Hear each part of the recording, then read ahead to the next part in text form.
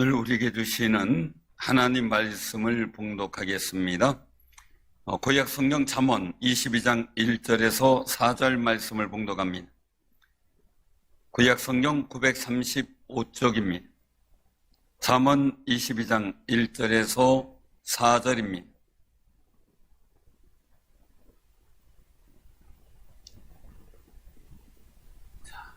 봉독합니다.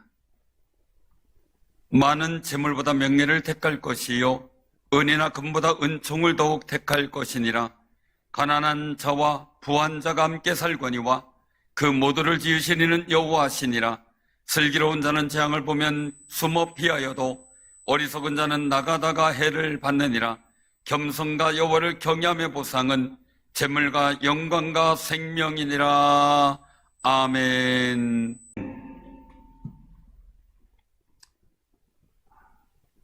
오늘 우리 정말 하나님께 감사할 일 많죠? 또 세계적인 찬양단 찬양을 들었죠? 아멘. 하나님께 영광을 받아 돌립니다.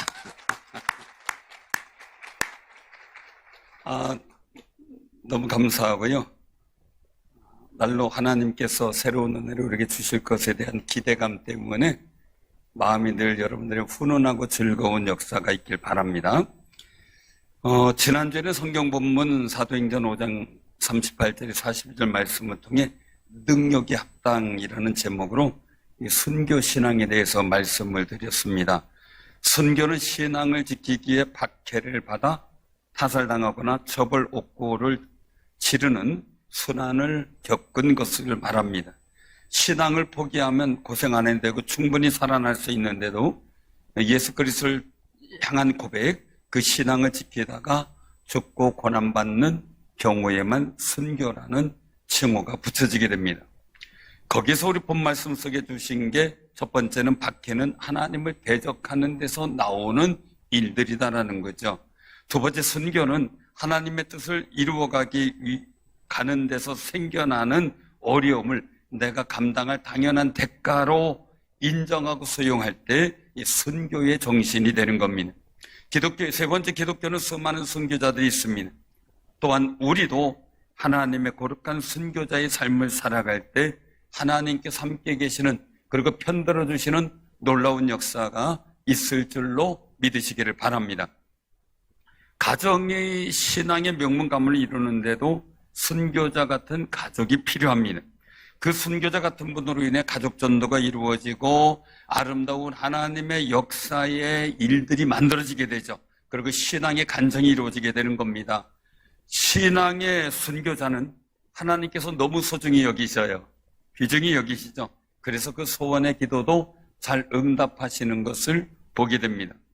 오늘 거룩한 주일에 하나님의 은총이 우리와 함께 하시는데 오늘은 특별히 군선교에 대해서 우리가 한번 깊이 기도하는 한 주간이 됐으면 좋겠습니다. 대한민국 국군은 정규군입니다. 대한민국 정규군, 한국군이라고 부르기도 하고 국군이라고도 합니다. 대한민국 국군은 육군, 해군, 공군으로 이루어져 있고 해군 비하에 해병대가 있습니다.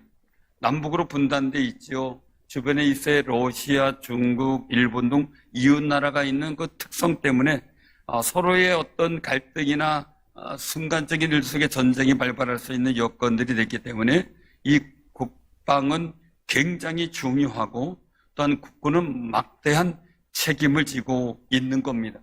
대통령이 바로 국군 통수권자가 되지요. 그래서 대통령 또한 국가안보의식이 너무 중요합니다. 우리나라 이 군사력은 어떨까? 그냥 통계적인 겁니다. 통계적으로 볼 때 육군력 세계 4위라고 평가가 되고 있어요. 뭐 대단한 것 같다 이렇게 생각이 들죠, 그죠? 그리고 해군 공군은 한 세계 10위권 정도 안에 든다라는 얘기를 합니다. 종합적인 군사력 평가가 있는데 GFP라고 하는 평가입니다. 해에 따라서 조금 다르긴 하지만 세계 6위권 내에서 왔다 갔다 합니다. 그럴 정도로 우리나라가 강군이라고 합니다. 그런데 재래식 무기로 강군입니다. 그런데 우리 이런 국군이 굉장한 앞으로의 난관과 어려움이 있다는 겁니다. 이유는 사회적 저출산, 인구 감소의 영향이라는 거죠. 2023년부터 징병 가능 청년 남성이 20만 명 정도밖에 안 된답니다. 급감한 거래요. 통계청에 따르면요, 또 2020년 기준으로 남아 출생수가 14만 명이 채 안 된대요. 그러면 이제 그 2020년 출생한 남성들이 본격적으로 입대하는 2040년부터는 전역 숫자가 입대 숫자보다 훨씬 많다는 거죠. 그 예측이 되는 거죠. 그래서 한국군의 비상이죠. 기계와 첨단화를 통해서 병력 감축에 대비하고 전문 부사관 수를 점차 늘리는 방향으로 국방개혁을 서두르고 있다라고 이야기를 합니다. 다만 징집 가능 남자가 줄어드는 속도가 워낙 빨라서 국군에서가 어떻게 될지 미지수라고 합니다. 옆에 분들하고 인사 나누세요. 많이 나옵시다. 많이 나옵시다. 나는 이제 나이가 이렇게 얘기를 하는데 나이가 사라를 생각하세요.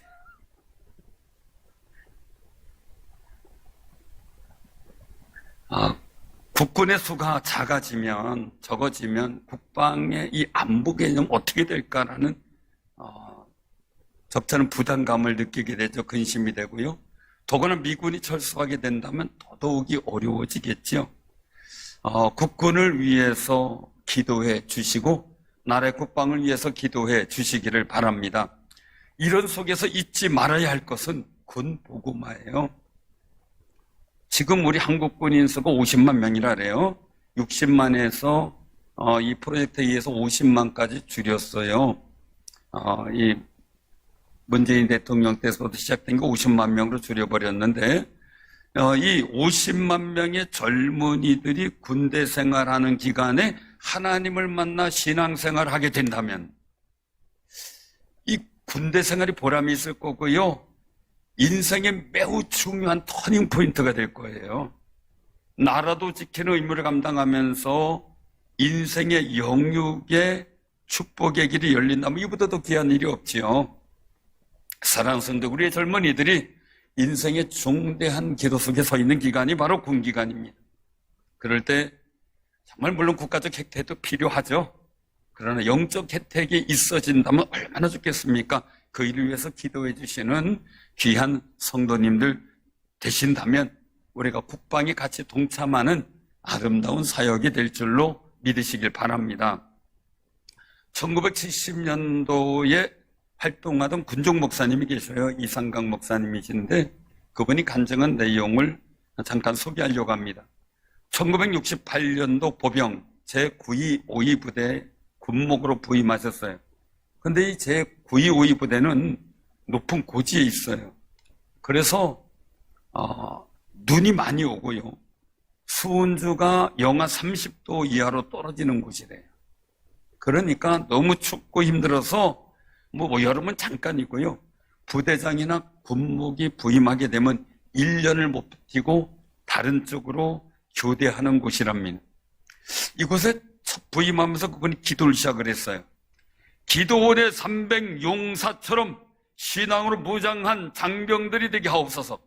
존 낙스에게 스코틀랜드를 맡기신 주님, 3,000명의 장병들을 내게 맡기시옵소서.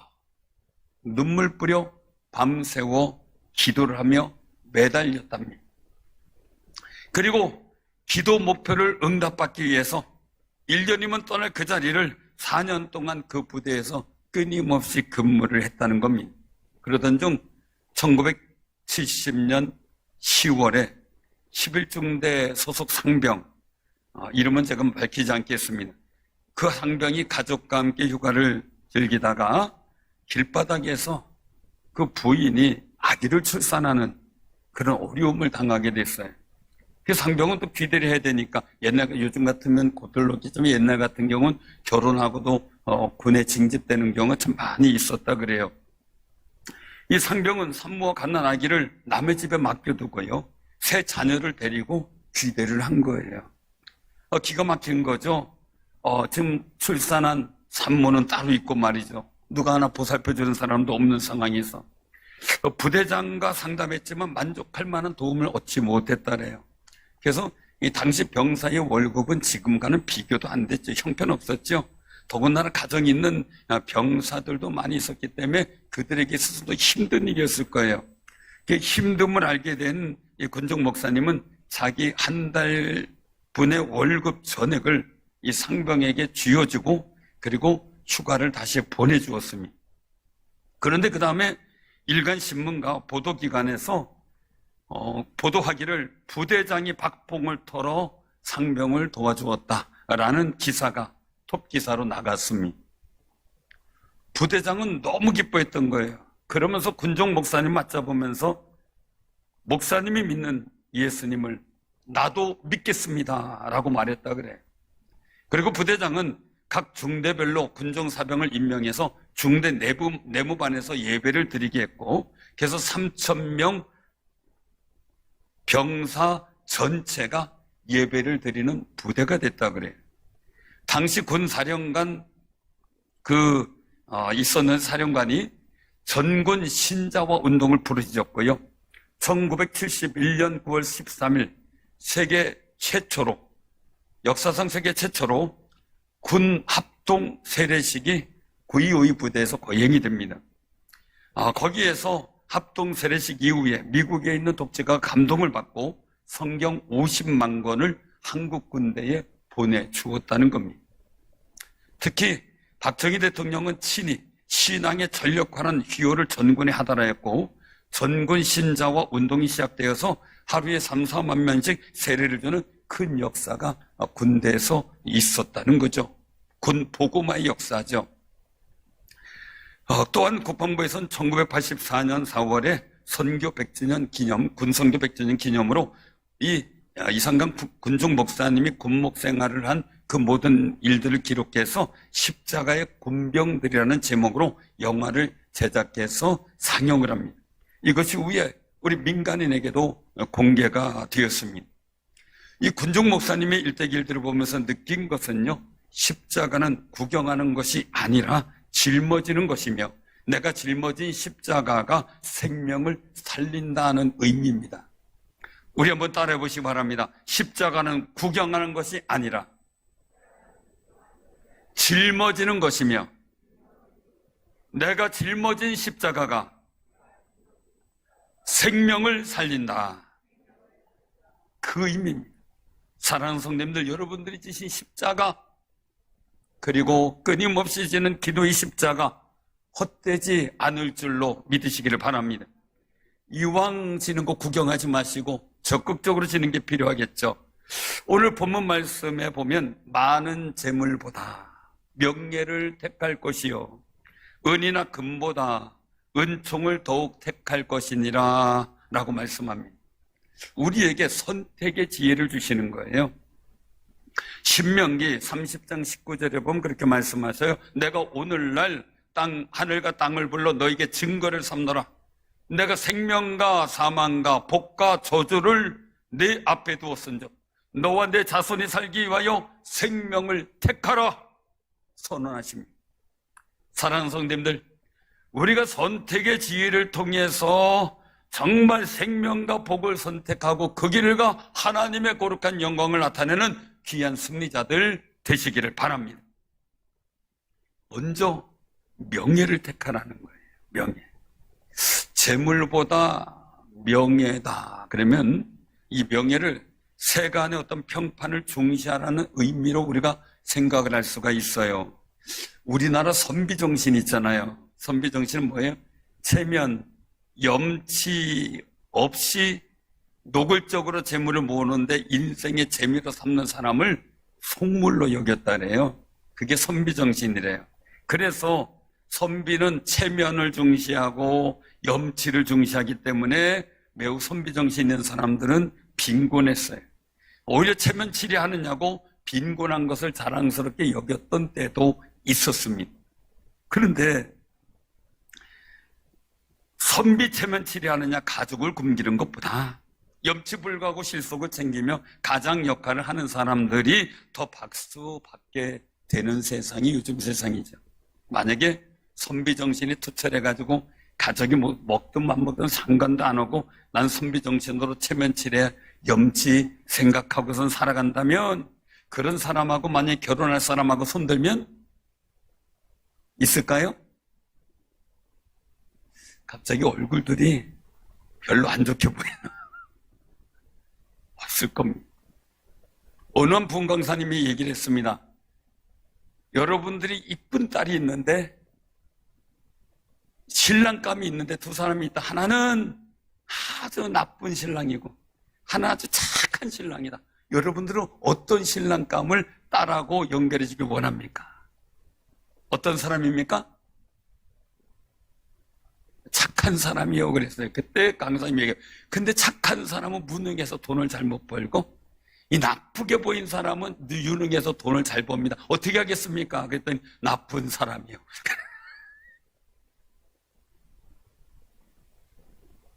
돈에 의해서 바뀌어버렸습니다. 이 명예라는 말은 원어인 히브리어로 보면 쉔입니다. 쉔. 이 쉔은 이름을 뜻하는 겁니다. 그렇게 보면 많은 재물보다 하나님의 이름을 택하라는 의미입니다. 하나님의 이름을 택하라는 것은 하나님의 이름에 합당한 삶을 살아가고 그 이름에 합당한 존귀와 영광을 올려드리는 걸 말씀하고 있는 겁니다. 마태복음 4장 8절에서 10절에 보면 예수님께서 이제 40일간 금식하고 줄였어요. 굶주렸어요. 여러분들 40일간 금식해보고 보세요. 이 마이크도 먹을 걸로 보여요. 당장 깨물어 먹고 싶은 충동이 막 일어납니다. 그런데 이 세 번째 시험하는 장면이 나오는데 마귀가 예수님을 데리고 지극히 높은 산으로 천하만국과 그 영광을 확 보여줍니다. 얼마나 기가 막히겠습니까? 우리나라에서 제일 높은 데가 이 롯데 월드타워겠죠? 지상 높이 123층, 높이가 555m, 초고층 건물이죠. 거기 전망대 올라가 봤어요. 세상을 내려다보는데 참 아름답더라고요. 사람이 다 개미보다 더 작게 보일 정도로 그래요. 그런데 한편으로 쭉 둘러보니까요, 저만한 땅덩어리, 저만한 아파트, 저만한 빌딩이 있는데 속으로 스며 그냥 들여오는 생각이 있어요. 나는 집도 없네, 건물도 하나 없네, 이런 생각이. 그러다가 또 하는데 누가 나한테 건물 한 채 줄 수 없나, 이런 바람도 가져요. 아쉽게 생각이 들면서 말이죠. 아마 예수님도 그러셨을 것 같아요. 천하만국의 영광 다 보여줄 때. 왜요? 예수님도 우리와 같은 인성을 지니신 분이기 때문에 그런 유혹을 받을 수 있는 거죠. 그때 마귀가 얘기를 합니다. 만일 속삭이듯이 말이죠. 내게 엎드려 경배하면 야, 이 모든 거 다 내게 줄 거야. 하나님이 허락하셨어. 속삭입니다. 저에게 마침 마귀가 그렇게 속삭인 적은 없어서 다행입니다. 만약에 롯데월타워에 올라가가지고 전체를 보면서 그런 속삭임이었다면 고민스러워할 수도 있을지도 모르겠습니다. 사람인지라 말이죠. 속삭입니다. 전에 어느 집사님이 사업을 하는데 원하는 대로 안 돼요. 안 돼서 나중에 저한테 푸념하듯이 얘기를 하더라고요. 돈만 벌게 해준다면 귀신도 섬길 수 있을 것 같아요. 툭 던진 말에 제가 거기에 바로, 제가 거의 즉답을 안 하는 편인데 그때 바로 즉답을 했습니다. 그런 생각을 하고 있으니 하나님께서 복 주시겠습니까? 망하죠? 네, 그랬어요. 결국 망했어요. 사랑하는 성도님들, 내가 복 있는 생각을 가져야 돼요. 결국 그분 나중에 회개하고 고민하고 기도하다가 선부군께 목회자로 갔어요. 하나님의 뜻이었구나 라는 생각을 해요. 성령님께서는 우리의 배보와 모든 것을 꿰뚫고 계십니다. 우리 마음이 정말 하나님께서 기뻐하시고 하나님의 이름을 단호히 선택하는 거룩한 마음이 되시기를 바랍니다. 그럴듯한 마귀의 속삭임에 예수님은 단호했어요. 사탄아 물러가라, 기록되었으되 주 너의 하나님께 경배하고 다만 그를 섬기라 하였느니라. 신명기 6장 13절 말씀을 고백하고 물리쳤습니다. 하나님의 이름을 택하신 겁니다. 먼저 소개한 군종 목사님은 자신의 물질을 상병을 위해 썼고, 그리고 또한 그것이 복음화에 하나님의 이름을 거룩하게 하는데 굉장히 유익한 일들을 하게 된 겁니다. 물론 그분은 한 달 동안 고생을 했겠지요. 사랑하는 성도님들, 하나님의 이름을 위해 재물을 사용한 그 군종 목사님에겐 하나님께서 놀라운 간증거리를 많이 주셔서 책으로 집필할 정도의 모습을 이루었습니다. 우리가 신명기 28장 그러면 축복장 그렇게 말합니다. 그런데 사실은요, 신명기 28장 전체가 1절에서부터 68절이에요. 한 장이요. 근데 축복은 1절에서 14절까지 나오고요, 15절부터 68절까지는 저주에 관한 선언이에요. 저주에 대한 이야기가 더 많은데요, 축복장이라고 말해요. 왜 그래요? 간단해요. 오늘 복 받을 일 하면 되고 저주 받을 일 안 하면 돼요. 간단한 거예요. 아무리 저주가 많아도 저주 받을 일 안 하면 되는 거죠. 왜요? 우리는 복 있는 사람이기 때문에 복된 삶을 살아가게 되는 겁니다. 사랑하는 성도님, 그러면 우리가 축복의 장을 통해 하나님의 거룩한 간증을 만들어 가야 됩니다. 복 있는 간증 말이죠. 모든 저주가 시작됨을 신명기 28장 47절에 말씀하고 있어요. 내가 모든 것이 풍족하여도 기쁨과 즐거운 마음으로 내 하나님 여호와를 섬기지 아니함으로 말미암아라고 말씀해요. 이게 저주의 시작이라는 거예요. 내가 모든 것이 풍족하여도 기쁨과 즐거운 마음으로 내 하나님 여호와를 섬기지 아니함으로 말미암아. 재물이 풍족했는데 하나님의 이름을 기억하는 것을 잊어버린 거예요. 말미암아는 어떤 현상이나 이유가 되는 원인을 말하고 있는 거죠. 내 삶에 하나님께서 풍족함을 주셨어요. 그런데 그 속에서 하나님의 이름을 기억하지 못하는 삶을 우리가 살아간 거예요. 잃어버린 거예요. 이게 저주의 시작이라는 거죠. 하나님께 예물 드림, 11조 드림, 또한 우리가 예배 드림, 이 모든 것은 신앙 고백인데 하나님께서 내게 주신 복을 더 풍성하게 누리게 하는 통로였다는 거죠. 많은 분들이 주여 직장을 주옵소서, 주여 사업을 번성케 하옵소서 기도합니다. 자녀 직장과 앞날을 위해서 기도 열심히 합니다. 간절히 기도 부탁도 합니다. 저에게 와서도 부탁합니다. 본인도 간절하게 기도하지만 주변에서도 열심히 기도해 줍니다. 그런데 직장 가고 사업이 잘 되고 난 다음에 신앙생활도 하나님께 감사의 표현도 안 하고 심지어 하나님을 떠난다면 안타까운 일이죠. 풍성함을 주셨는데 하나님의 이름에 아무런 해당이 없는 삶을 살아가고 있는 겁니다. 그것이 저주의 시작이라는 거예요. 그러면 하나님께 아무런 유익도 없겠죠. 하나님의 이름을 영화롭게 하지도 않게 됩니다. 자녀를 위해 기도하고 사업을 위해 기도하면서 어떻게 하면 하나님의 이름을 영화롭게 할 것인가를 고민하며 기도하는 지혜가 있기를 바랍니다. 자녀와 남편과 직장을 위해서 기도하면서 그들을 복 주시길 원하고 사모한다면 그들의 믿음도 책임지려는 각오로 하나님 앞에 기도할 수 있어야 하는 겁니다. 직장과 산업을 위한 기도보다 우리 가족을 통해, 우리 교회를 통해 하나님의 이름이 더 영화롭게 되도록 기도하는 기도가 더 커야 되고 더 깊어야 한다는 말입니다. 그럴 때 하나님의 이름은 우리에게 권세가 되고 능력이 되고 복이 될 줄로 믿으시기를 바랍니다. 우리 장로교회의 신앙 문답서인 요리문답이 있죠. 우리가 늘 광고 시간마다 한 문단, 질문씩 읽어보죠. 첫 번째 질문이 뭐였습니까? 사람의 제일 되는 목적은 무엇입니까? 가장 첫 번째입니다. 답은 뭡니까? 하나님을 영원롭게 하고 영원토록 그를 즐거워하는 것입니다.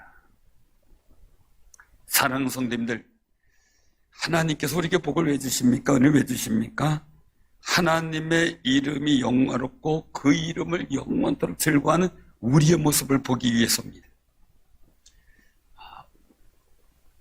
재물과 은금을 줬다? 하나님의 이름을 잃어버리면 안 됩니다. 오히려 하나님께서는 풍성한 은혜를 통해 하나님의 이름을 더 영화롭게 하는 귀하고 복 있는 신앙의 삶이 되시길 바랍니다. 두 번째는요, 은총을 택하라는 겁니다. 은총. 은총은 하나님께서 이 사람에게 무한정으로 주시는 무상의 선물입니다. 은총은 하나님께서 인간에 대한 자비하심을 통해 이루어집니다. 하나님의 은총은 창조부터 예수 그리스도를 통하여 이루어진 부활의 영생에 이르기까지 우리 인간을 위해 하신 모든 일들 속에 하나님의 은총은 담겨져 있습니다. 하나님의 은총의 클라이막스는 어디입니까? 하나님 자신을 죄 많은 인간에게 아들이라는 선물로 내어놓으실 때였습니다. 그 예수님을 영접한 우리가 선을 행하도록 도와주시는 초자연적인 힘으로 도와주시는 역사로 말미암아 우리를 통해 살아계신 하나님을 세상에 나타내 보이시려고 합니다. 여러분들을 통해 세상에 보여주시려고 하시는 하나님의 거룩한 은총이 나타내 보이기를 소원하시기를 바랍니다. 은총을 택하라 이 말은요, 하나님의 은혜를 의지하는 삶을 살아라 이 말입니다. 역대하 20장에 보면 여호사밧 왕 때 일입니다. 모압 자손, 암몬 자손 40사람들 연합해서 여호사밧 왕을 공격했습니다. 여호사밧 왕에게 두려움이 찾아옵니다. 급습합니다. 군대가 쳐들어오는 것보다 두려움이 급습한 게 더 컸습니다. 그래서 온 유다 사람들이 가족과 함께 모여 여호와의 도심을 구하려고 하나님께 간구하기 시작했다고 역대 20장 4절에 말씀하세요. 그들은 기도합니다. 우리 조상들의 하나님 여호와여, 주는 하늘에서 하나님이 아닙니까? 이방 사람들의 모든 나라를 다스리지 아니합니까? 주의 손에 권세와 능력이 있사오니 능히 저와 맞설 사람이 없나이다. 간곡하게 탄원합니다. 그 이전에는 다른 왕들을 보면 나라에 어려움을 당하면 금은보와 은금을 갖고 사람들의 도움을 요청하고 이웃 나라의 도움을 요청했습니다. 그러다가 무너졌습니다. 그런데 여호사밧은 하나님의 은총을 의지했습니다. 그때 하나님의 은총이 야시엘을 통해서 선포됩니다. 온 유다와 예루살렘 주민과 여호사밧 왕이여 들을지어다. 여호와께서 이같이 너희에게 말씀하시기를 너희는 이 큰 무리로 말미암아 두려워하거나 놀라지 말라. 이 전쟁은 너희에게 속한 것이 아니요 하나님께 속한 것이니라. 아멘. 여러분들의 삶의 어려움과 고난이 여러분들에게 속했다면 얼마나 힘듭니까? 그러나 그것이 하나님께 속한 것이라면 우리 넉넉히 이길 수 있다는 확신을 갖게 될 줄로 믿으시길 바랍니다. 또한 말씀드립니다. 우리의 여러 가지 어려운 여건과 시련들을 하나님께 속한 것으로 만드는 것, 여러분들의 기도와 믿음의 헌신입니다. 은총을 택하는 거룩한 믿음의 마음입니다. 그리고 여호사밧 왕이 대성을 거둬요. 노획물을 거둬들이는데 사흘 동안이나 거둬요. 얼마나 많은지 말입니다. 그런데 거기서 그치지 않아요. 사울왕은 기념비를 세우고 그냥 가버렸지만 유다 백성들은요 즐겁게 하나님의 전에 나아가 하나님을 송축하며 예배를 드립니다. 이겼을 뿐만이 아니라요 그 일로 인해 하나님께서 여호사밧 왕 주변의 모든 나라를 겁나게 해가지고 사방에 평안을 이루셨다라고 말씀합니다. 하나님의 은총이 이루어지도록, 내가 하나님의 은총을 의지하는 삶이 되도록 간절히 기도하는 귀한 삶이 되시길 바랍니다. 시편 90편 17절은 그렇게 부르셨어요. 주 우리 하나님의 은총을 우리에게 내리사 우리의 손이 행한 일을 우리에게 견고하게 하소서. 우리의 손이 행한 일을 견고하게 하소서. 이 시편 90편 17절 말씀을 여러분들 부르짖기를 바랍니다. 여러분들의 손으로 열심히 행한 것이 여러분들에게 견고하게 되시기를 바랍니다. 내가 열심히 했는데 다른 사람만 좋다면 의미가 없지 않습니까? 이 본문 말씀 속에 은총을 택하는 사람이 가진 마인드가 나와요. 본문 4절에 보면 마인드가 나오는데 한번 같이 봉독합니다. 4절. 자, 시작. 겸손과 여호와를 경외함의 보상은 재물과 영광과 생명이니라. 아멘. 겸손은 뭐냐? 남을 존중하고 자기를 내세우지 않는 태도예요. 감추는 태도예요. 자신이 잘하는 일이나 자랑할 만한 좋은 일이 있을 때에도 잘난 척하지 않고 자신을 드러내지 않는 모습. 겸손한 마음이 있는 사람은 모든 일상에 내가라는 말이 없어지고 주님의 은혜로 주님께서라는 말이 많아져. 그리고 내가 한 일보다는 다른 분이 한 일에 공로를 취해 주는 것이 많게 됩니다. 그러면 그때 하나님이 알아주시고요, 복을 도와주시고요, 사람이 알아주게 되고 덕망 있는 사람이 된다는 거예요. 사랑하는 성도들 꼭 기억하시기 바랍니다. 신앙 안에서 자신의 죄성과 한계를 인정하고 하나님께 의지하는 자세가 겸손이에요. 겸손한 연성. 자기의 죄성과 한계를 인정하는 것. 그런데 죄성과 한계를 인정하지 못하는 것은 교만이에요. 교만. 겸손의 모범을 보이신 분은 바로 예수님이죠. 육신의 옷을 입고 십자가 달려 죽기까지 죄인을 사랑하시고 구원하신 예수 그리스도. 그분은 하나님과 본체시라고 빌립보서 2장이 말씀하죠. 그러나 구원의 역사를 이루기 위해 사람의 모양으로 성육신하셨어요. 겸손은 성경 전체를 통틀어 하나님의 백성에게 요구되는 가장 중요한 신앙의 영성이자 덕목이에요. 그래서 빌립보서 2장 5절에 보면 너희 안에 이 마음을 품으라 곧 그리스도 예수의 마음이니 라고 말씀합니다. 겸손은 내 이름이 받게 될 영광을 하나님의 이름으로 돌리는 행동이에요. 군중 목사님이 자기가 했어요. 근데 어떻게 일간지와 보도에는 부대장님이 한 걸로 나갔어요. 그러다가 보니까 어떻게 돼요? 부대장님이 전도됐어요. 하나님의 이름이 영광받았어요. 정말 이 군중 목사님이 정말 겸손하고 덕 있는 분으로 인정받았어요. 온 부대가 예수 믿고 예배드리게 됐어요. 나라의 국방에 영향을 주었고 온 군대가, 한국 군대가 신앙을 전략하는 그런 일들을 진행하게 만들었어요. 사랑하는 성도님들, 겸손이 하나님의 은총을 택하는 거룩한 지혜라는 거예요. 하나님의 은총을 받아 누리는 귀한 승리자들 다 되시길 바랍니다. 우리나라는 하나님의 은총으로 지금까지 왔어. 이 작은 나라, 인구도 많지 않잖아요. 그런데 다른 나라가 볼 때는 웃기는 나라예요.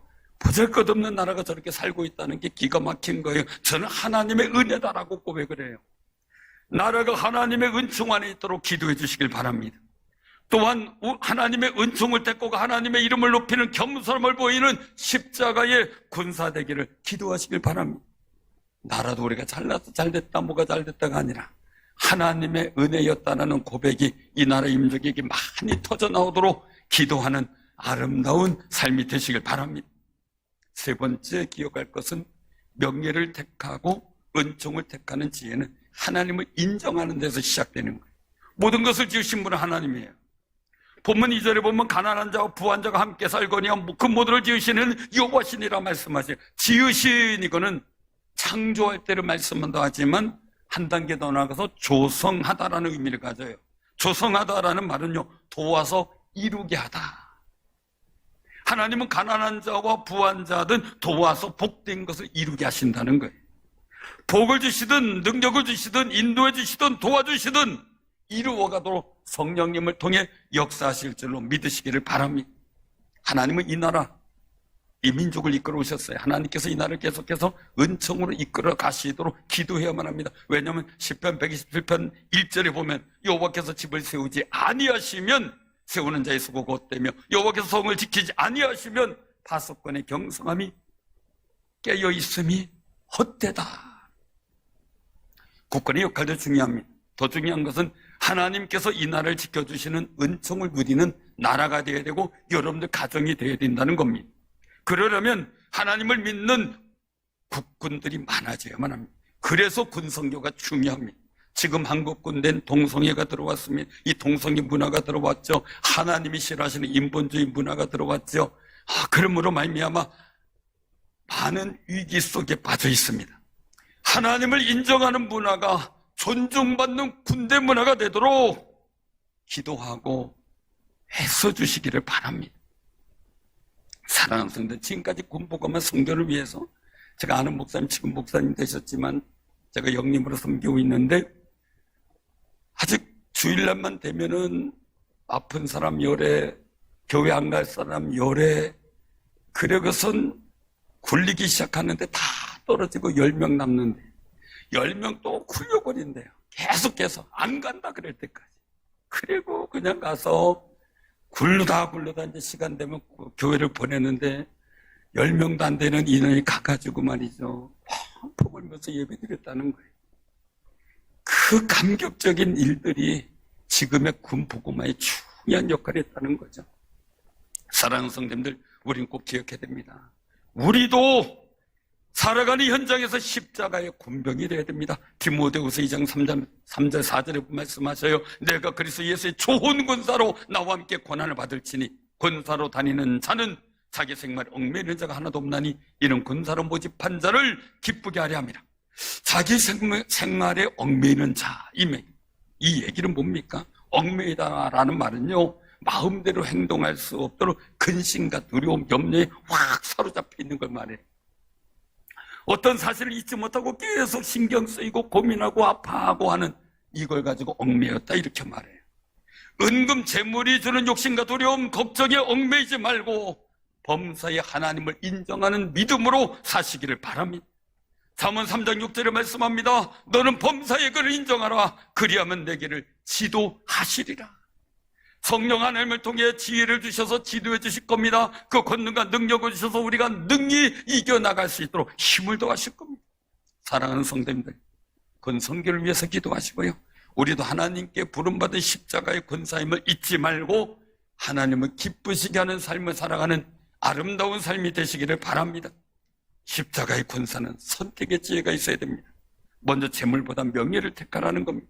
두 번째는 은금보다 은총을 택하라는 겁니다. 세 번째는 모든 지혜는 하나님을 인정하는 데서부터 출발한다는 사실입니다. 하나님을 기쁘시게 하는 하나님 나라의 군사 되기를 주님의 이름으로 축원합니다. 아멘. 기도합니다.